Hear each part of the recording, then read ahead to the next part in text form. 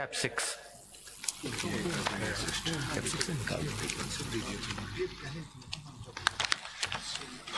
Page 48, at page 171, paragraph 48. Volume 2 लिखा हुआ है इसमें। जी सर, वॉल्यूम 2 लिखा हुआ है, बिल्कुल।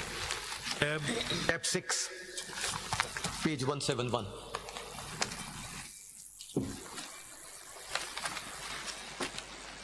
जी, Your Lordship may see the last 6 lines.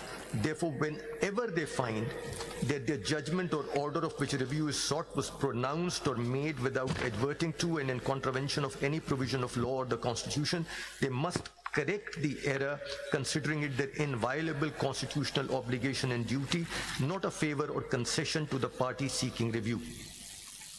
If the author judge or the majority members consider that still they are correct, then what will happen? My Lord? अगर जो जजेस कोई भी जजमेंट अगर किसी ने लिखी हो, ऑथर जज हो, उस जजमेंट की रिव्यू किसी ने सीख की हो, My Lord. वो जजेस जिन्होंने एक जज हो या 3 हो या 5 हो या 8 हो जितने भी, वो स्टिल कहें कि नहीं जनाब हमारी जजमेंट तो बिल्कुल आइन और कानून के मुताबिक है, तो Sir, if the matter is taken up in review and if the members of the bench come to the view that this judgment is clearly in accordance with the Constitution, then the review petitions have to be dismissed and there is no third review. So that's the settled law. My Lord, the other case which I may refer to is the case of Supreme Court Bar Association versus Federation of Pakistan, PLD 2024, Supreme Court 1199 at 1222. The relevant paragraphs are paragraphs 43 and 44. This is volume 1, tab 3. And my Lord, 3 of the members of the bench, my Lord, the senior member of the bench, my Lord Mrs. Mandu Khail and my Lord Mrs. Naeem Afghan were a party to this decision. In paragraph 43, the principles of review are stated that it must be based on constitutional. we were not party. My Lord? We were not party to the petition. My Lord, you were a member of the bench. members of the bench. You were a member of the bench in the review jurisdiction. Your Lordship was in dissent in the original case, but in the review, your Lordship was with the majority. The 63A was decided 3-2. Your Lordship. Majority agreed with me.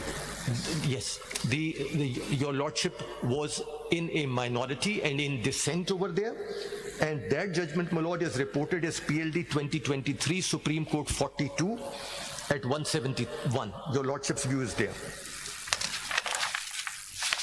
That is your Lordship's view as a dissenting judge. Your Lordship and my Lord Mr. Justice Mia Khail were in dissent. Your Lordship in the review jurisdiction, the one which I just cited, which is at volume 1, tab 3, all your Lordships were of the same view that where an error has been made or where the constitutional provisions have been ignored or matter has been decided on personal likes and dislikes or moralisms, as the word used by your Lordship, then a review will lie. My Lord, insofar as your Lordship's dissenting opinion in the judgment reported as PLD 2023, Supreme Court 42, at pages 171 and 173 is concerned, your Lordship stated the principles which eventually found acceptance in the overturning of the majority judgment in the review case. This judgment also is there in volume 1, tab 6. The review judgment was volume 1, tab 3. This is tab 6. And where your Lordship says that where the provisions of the Constitution are clear, precise, and free from ambiguity, this is paragraph 14, there is no need to interpret it in a manner to change its plenary and normal meaning.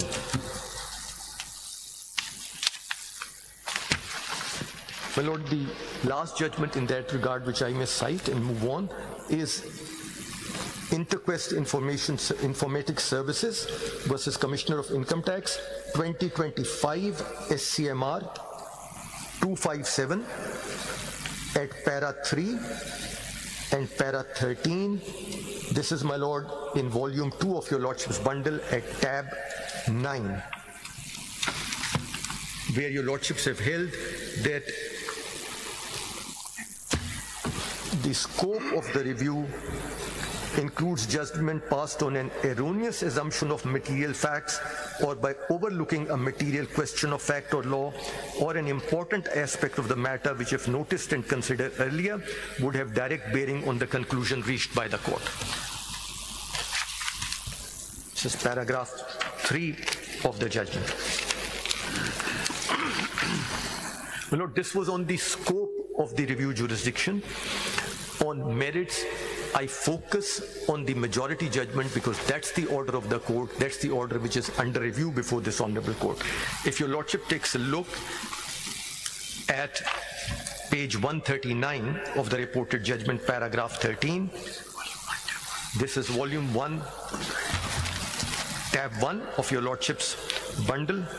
If your lordship may see page 139, para 13.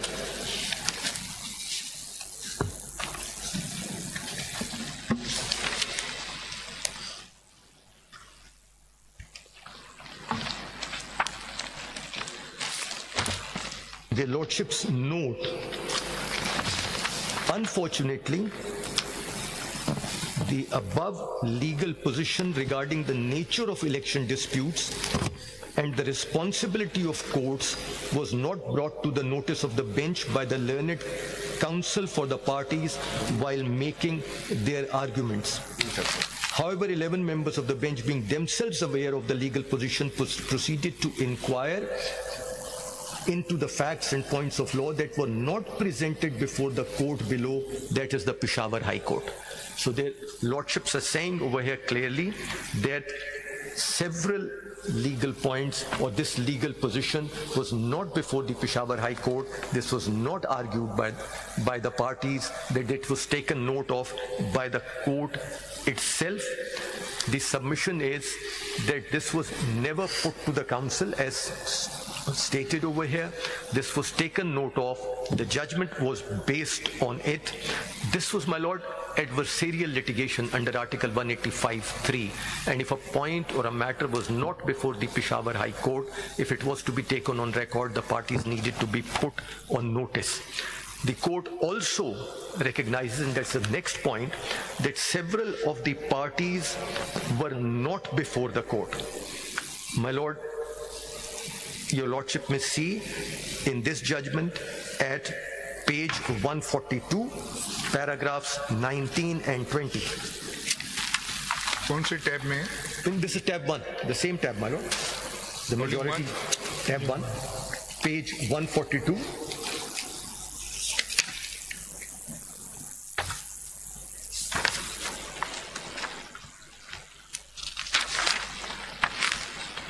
One 142 पे कौन सा